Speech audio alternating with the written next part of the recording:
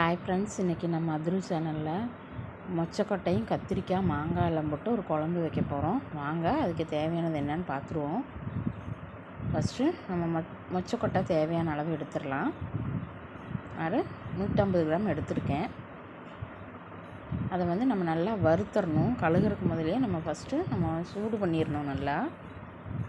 நல்லா வறுத்துட்டு அதை கழுகி குக்கரில் போட்டுடலாம். பாருங்கள், இந்த அளவுக்கு நல்லா வறுக்கணும். ஒவ்வொரு பக்கம் கருப்பு கருப்பாக அந்த சுட்ட காயெல்லாம் எப்படி இருக்கும் அது மாதிரி இருக்கும். அந்த ஸ்டேஜ் வரும்போது நம்ம எடுத்து தண்ணி ஊற்றி நல்லா கழுகிடலாம். கழுகி குக்கரில் போட்டு நல்லா ஒரு 4 விசில் விட்டுடலாம். புளி ஒரு சின்ன நெல்லிக்காய் சைஸ் புளி நான் ஊற போட்டிருக்கேன். ஊறட்டும். மிக்ஸி ஜாரில் ஒரு கப்பு தேங்காய், ஒரு 10 சின்ன வெங்காயம், ஒரு பெரிய தக்காளி ஒன்று கட் பண்ணியிருக்கேன். அதுக்கப்புறம் தேவையான அளவுக்கு ஒரு அரை ஸ்பூன் ஜீரகம், இஞ்சி பூண்டு பேஸ்ட்டு போடுறேன். இஞ்சி பூண்டு பேஸ்ட்டு போட விருப்பம் இல்லாதவங்க வெறும் பூண்டு மாத்திரம் போட்டுக்கோங்க. நான் இஞ்சி பூண்டு பேஸ்ட்டு போட்டிருக்கேன்.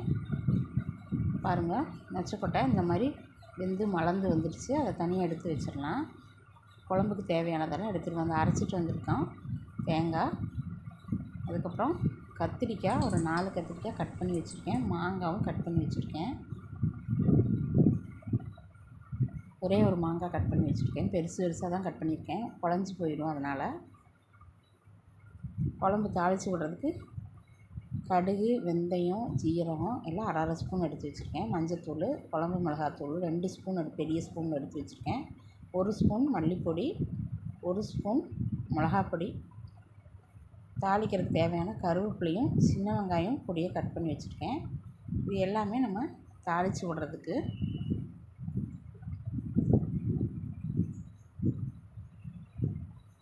வாங்க அடுப்பில் சட்டி வச்சு எப்படி தாளிக்கிறதுன்னு பார்த்துருவோம். அடுப்பில் ஒரு வடைச்சட்டி வச்சு அதில் ஒரு 3 ஸ்பூன் எண்ணெய் ஊற்றிருக்கேன். அதில் கடுகு போட்டுடலாம். கடுகு வெடிக்கும்போது வெந்தயம் போட்டுருவோம். அதில்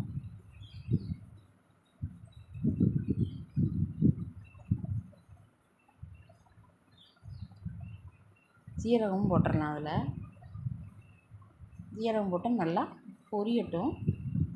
பொரியும் போது நம்ம சின்ன வெங்காயம் பொடியாக கட் பண்ணி வச்சுட்டு சின்ன வெங்காயத்தை போட்டுருவோம்.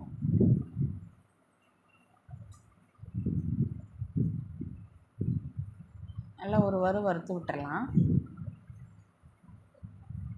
வறுத்து விட்டதும் கருவேப்பிலை எடுத்து தாளிக்கிறதுக்கு எடுத்து வச்சுருக்க கருவேப்பிலையை அதில் போட்டுடலாம்.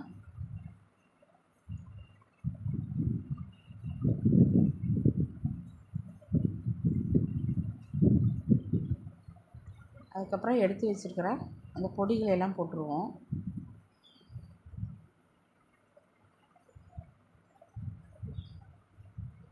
வெங்காயம் நல்லா வணங்கிருச்சு. வணங்கும் போதே அதுலேயே போட்டுடலாம் குழம்பு மிளகாத்தூள். ஃபஸ்ட்டு குழம்பு மிளகாத்தூள் போட்டிருக்கேன். மல்லிப்பொடி, மிளகாப்பொடி, மஞ்சத்தூள் இது எல்லாத்தையும் போட்டு அந்த எண்ணெயிலே நல்லா வணக்கி விட்டுறலாம்.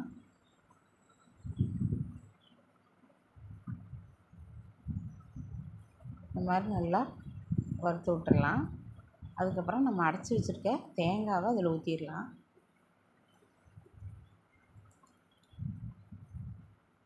அதுக்கப்புறம் புளித்தண்ணி ஊற்றிடுவோம். நல்லா கலக்கி விட்டுறலாம்.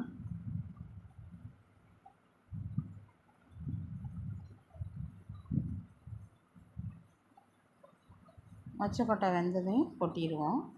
மொச்சக்கொட்டையில் தண்ணி நிறையா இருந்தது. அதை கொஞ்சம் மிக்ஸி ஜார் கழுவி ஊற்றுறதுக்கு எடுத்துட்டேன் நான். அதையும் போட்டு எல்லாம் ஒன்றா கலக்கி விட்டுடலாம். இவ்வளோதாங்க, ஈஸியான வேலை. தேவையான அளவுக்கு உப்பு போட்டுருவோம். இதுலேயே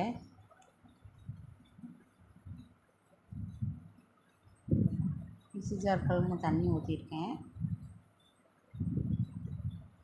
உப்பையும் போட்டு நம்ம நல்லா கலக்கி விட்டுடலாம்.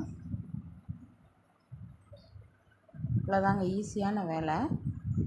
எல்லாமே ஒன்றா கலக்கி வைக்கிற குழம்பு தான் அது. எல்லாம் ஒன்றா கலக்கி வச்சு நல்லா மிளகா ஸ்மெல்லு போகும்போது நம்ம கத்திரிக்காய் போட்டுடலாம்.